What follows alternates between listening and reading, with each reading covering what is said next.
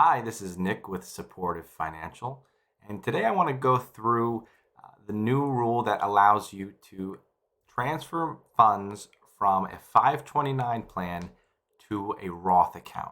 Now, there are a lot of rules with this, so we have a flow chart that helps answer some of the questions about am I able to do this? Now, of course, you need to talk to your advisor, talk to your tax professional, and also talk to the plan administrator for your 529 plan. But let's go through some of the rules and so you can get more familiar with if you're able to make a 529 plan to Roth IRA account transfer. So what you're looking at here is a flow chart, and it's designed to help you determine, can I make a 529 to Roth IRA transfer? There are a lot of rules with this because Congress doesn't want people to abuse it. So this is a way to kind of help you, guide you to determine if you're eligible to do this. So let's start at the top and go through, is there something that me and my family can do? So the first piece is, has the 529 account been open for at least 15 years? Again, Congress does not want people to abuse this. They don't want you to be able to open up a 529 plan, transfer money into it, and then do a rollover to a Roth IRA within a year or so. This is really designed for people who have had 529 plan accounts that were designed for their kids or grandkids' school, and they graduated school and they have extra funds in the 529 plan that they don't want to get taxed and penalized on. So the first thing to ask, has this account been open for 15 years? If no, already we're stopping this strategy. If yes, let's keep going.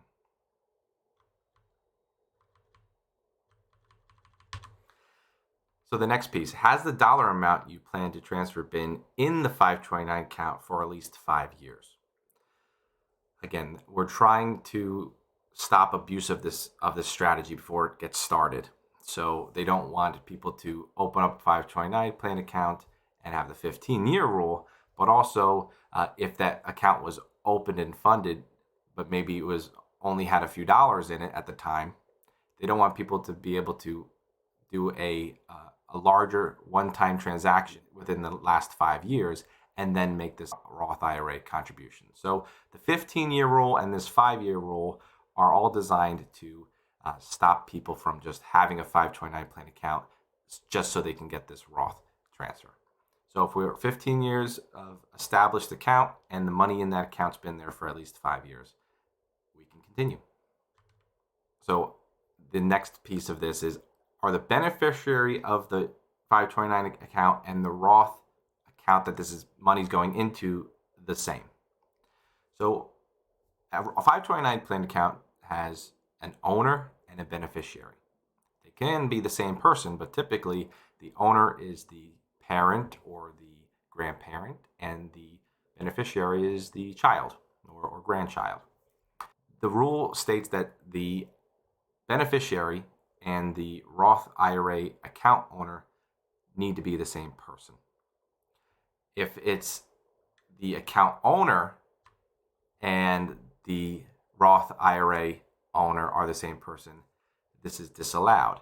This is aiming to stop a parent from changing the beneficiary on the 529 plan to themselves and then doing a Roth IRA transfer for themselves.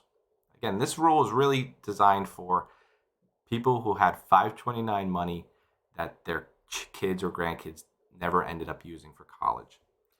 So if the beneficiary of the 529 plan, which is typically your child or grandchild, is the same as the Roth IRA account owner, we can keep going.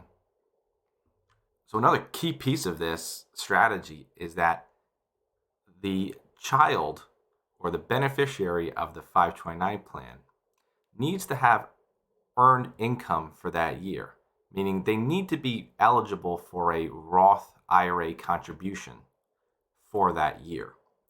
What does that mean? They need to have earned income. Now, earned income is from a job. It's not dividend income. It's not capital gain income. It's not a gift. They have to work and have earned income, meaning they would otherwise qualify for a Roth IRA. So if the answer is yes, we can keep going down the flow chart. The amount that you transfer from the 529 plan to the Roth IRA is subject to the same limits as a direct contribution to a Roth IRA. So for typically for someone under age 50, that contribution limit for 2024 would be $7,000. Now it's up to earned income. So if that child only had a part-time job and they made $3,000, you can only contribute $3,000. The maximum for 2024 for someone under 50 is $7,000. How to view this again is doing a transfer from a 529 plan to a Roth is the same as contributing directly to a Roth IRA. So if you've already maxed out your Roth IRA contribution for your child for that year, we can't do a 529 transfer for that calendar year. We need to wait to the next one. So the same limits apply for a direct Roth IRA and a 529 plan to Roth IRA rollover. Another important rule here is that there is a maximum dollar amount limit for the amount that you can transfer from a 529 plan to a Roth account for someone. So the lifetime limit is $35,000. So you need to think about, have you done this before? This is brand new for 2024. So as of this recording is in March, you probably haven't, but you have to keep this in mind each year. Now the maximum lifetime limit is $35,000, but it's subject to the Roth IRA yearly limits. So if we determine that the account's been open for 15 years, the money in that account has been in the account for at least 5 years, the beneficiary of the 529 plan is the same as the Roth IRA account owner, the Roth IRA contribution limits have not been maxed out, and the child is eligible to contribute to a Roth based on earned income limits, then we can do this strategy. So there's a lot of rules, and you have to talk to your financial advisor or tax professional. But hopefully this was a good overview of how this works. Hopefully this discussion was helpful. This flowchart should not be relied on as the sole information source for making this decision. Consult your financial advisor, talk to your tax professional, make sure you fully understand the rules and that you're looking at your specific situation. But before you make this rollover or transfer, think about, is there any other way we can use this 529 plan money for education?